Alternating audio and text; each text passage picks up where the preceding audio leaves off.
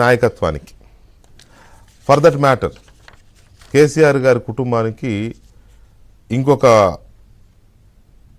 Scam లేదా ఇంకొక case మెడకు చుట్టుకునే అవకాశాలు కనిపిస్తున్నాయి. కవిత గారి లిక్కర్ స్కామ్ ఆరోపణలతో కవిత గారు ఇప్పటికే అరెస్ట్ అయ్యి ఈడీ విచారణ ఎదుర్కొంటున్నారు, కస్టడీలో ఉన్నారు. ఇంకో 4 రోజులు ఉంది కస్టడీ, తర్వాత ఏమవుద్ది ఏంటి అనే దాని మీద రకరకాల అంచనాలు ఉన్నాయి. మరోవైపు తెలంగాణలో ఫోన్ ట్యాపింగ్ జరిగింది గత ప్రభుత్వ హయాంలో అనేది కేసు ఎస్టాబ్లిష్ అవుతోంది.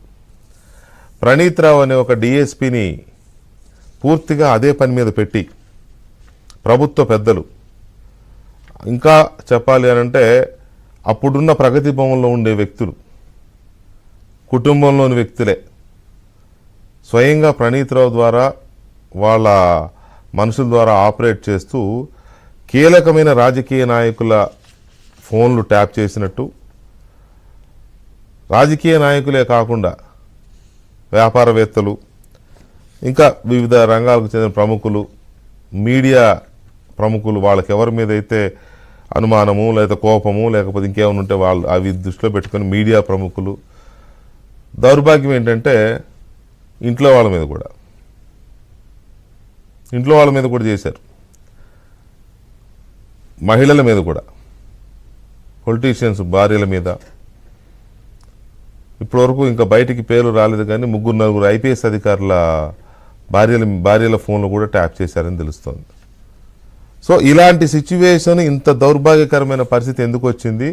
అసలు కేసీఆర్ గారి ప్రభుత్వానికి, గత ప్రభుత్వానికి ఇలాంటి టెలిఫోన్ ట్యాపింగ్ చేయాల్సిన అవసరం ఏమొచ్చింది? ఇది ఎస్టాబ్లిష్ అయితే చాలా పెద్ద కేసు అవుతుంది. ప్రపంచాన్ని కుదిపేసిన 1972 జూన్లో జరిగిన వాటర్ గేట్ స్కామ్, అప్పుడు రిచర్డ్ నిక్సన్ అమెరికా అధ్యక్షుడు, one and only president of America, resign చేసిన ప్రెసిడెంట్ ఇంపీచ్మెంట్లో. సో ఆ తర్వాత మళ్ళీ భారతదేశంలో, ప్రపంచంలో అక్కడక్కడ జరిగే కానీ అది పెద్దది. మన దగ్గర కూడా ఎస్ఎం కృష్ణ కర్ణాటక ముఖ్యమంత్రిగా ఉన్నప్పుడు కాంగ్రెస్ గవర్నమెంట్లో ఆయన ప్రభుత్వం మీద కూడా ఇలాంటి ఆరోపణలు వస్తే ఆయన రిజైన్ చేసి మళ్ళీ ఎలక్షన్కి వెళ్ళాడు. అది వేరే విషయం అనుకోండి. పివి నరసింహరావు గారు ప్రధానమంత్రిగా ఉన్నప్పుడు కూడా ఇలాంటిదే వచ్చింది. టెలిగ్రాఫ్ యాక్ట్ కింద కూడా అప్పుడు కేసులు బుక్ చేశారు. ఇప్పుడు మొత్తం ఎస్టాబ్లిష్ అయింది కేసు. మొత్తం 500 మందికి పైబడి టెలిఫోన్లు ట్యాప్ అయినట్టుగా తెలుస్తోంది.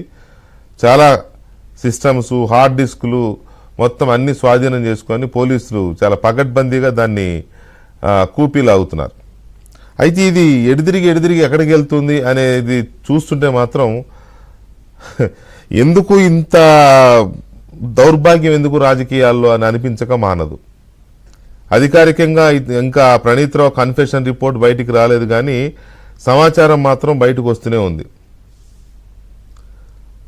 కీలకమైన వ్యక్తులు, కుటుంబ సభ్యులే, పార్టీ కోసం అహరహం శ్రమించిన వ్యక్తుల ఫోన్లు కూడా ట్యాప్ చేసి నిఘా పెట్టారు. వాళ్ళకి